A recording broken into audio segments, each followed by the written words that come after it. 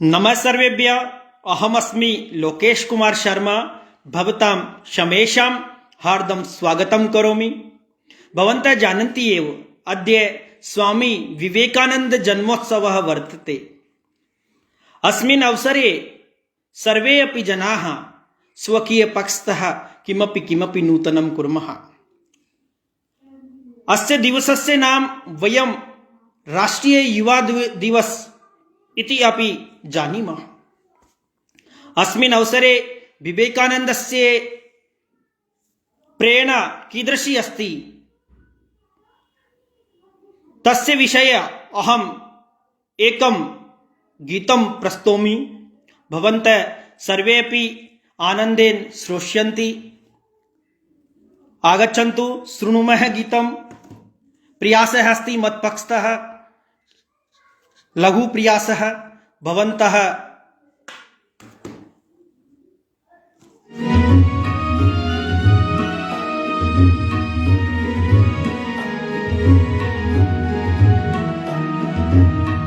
वनमण्डले नवयुगमुदयतु सदा विवेकानन्दमयं विवेकमयं स्वानन्दमयम्। वनमण्डले नवयुगमुदयतु सदा विवेकानन्दमयं विवेकमयं स्वानन्दमयम्।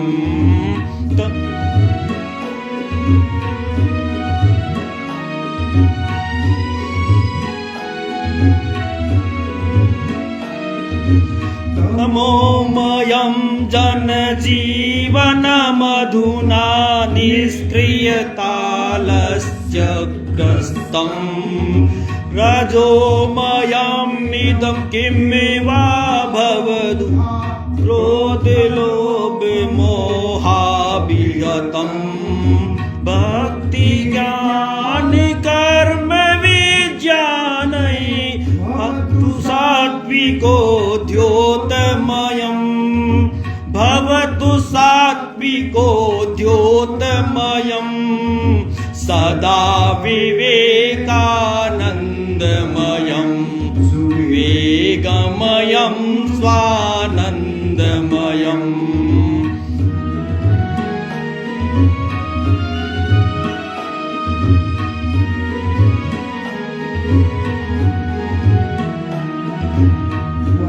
आयुजलबलविवर्धकं पाञ्चभौतिकं विज्ञानं सलिलनिधितलं गगनमण्डलं तलफलमिव कुर्वाणम् इक्षुविकीर्णं मनुजकुलमिदं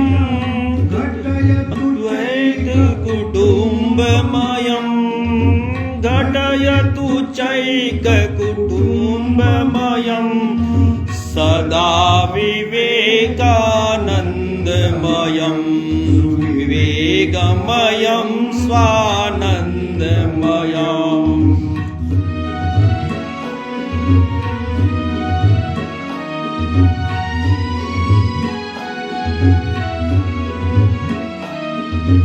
सगुणाकारं गुणाकारम् एकाकारमनेकाकारं भजन्ति एते भजन्तु देवं स्वस्वनिष्ठया विमत्सरम् विश्वधर्ममिदारभावं विस्मयतु सौहार्दमयं प्रवर्तयतु सौहार्दमयं सदा विवेकानन्दमयं विवेकमयं स्वानन्दमयम्।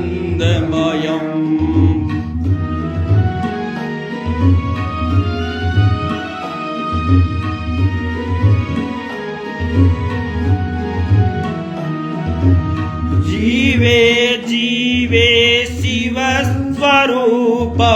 सदा भावयतु सेवाया श्रीमद ऊर्जित महामानवं समर्चयतु निज पूजायां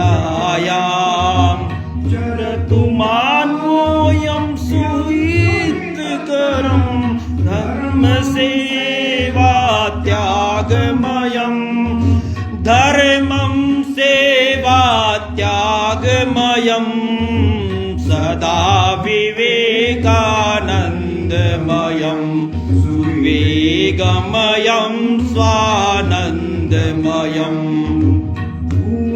मण्डले नवयुगमुदयतु सदा विवेकानन्दमयं सुविवेकमयं स्वानन्दमयम् सदा विवेकानन्दमयं सुविवेकमयं स्वानन्दमयम्। भवन्तः श्रुतवन्तः एतस्य गीतस्य वयं गानं संस्कृतेन कृतवन्तः। अद्य अस्मिन् अवसरे एतस्य गीतस्य वयम् अर्थं कुर्मः चेत् भुवनमण्डले नवयुगमुदयतु सदा विवेकानन्दमयं सुविवेकमयं स्वानन्दमयम्। अर्थात भुवन मंडल अर्थात इस विश्व में नवयुग का उदय हो जो सदैव विवेकानंद के विचारों से युक्त हो, अर्थात सुविवेक और स्वानंद से परिपूर्ण हो। दूसरी पंक्ति थी तमोमयम जन जीवन अवधुना निष्क्रियतालस्य ग्रस्तम रजोमयम किम इदम किम वा बहुधा क्रोध लोभ मोहाभिहतम भक्ति ज्ञान कर्म विज्ञानै भवतु सात्विको द्योतमयम। आज का मानव जीवन या तो तमसपूर्ण निष्क्रियता और आलस्य से भरा है, या तो रजोगुण के कारण क्रोध लोभ और मोह से हाथ दिखता है। भक्ति ज्ञान कर्म और विज्ञान के द्वारा वह सात्विक प्रकाश देने वाला बने। ऐसे नवयुग का उदय हो जो सदैव विवेकानंद के विचारों से युक्त हो, जो सुविवेक और स्वानंद से परिपूर्ण हो।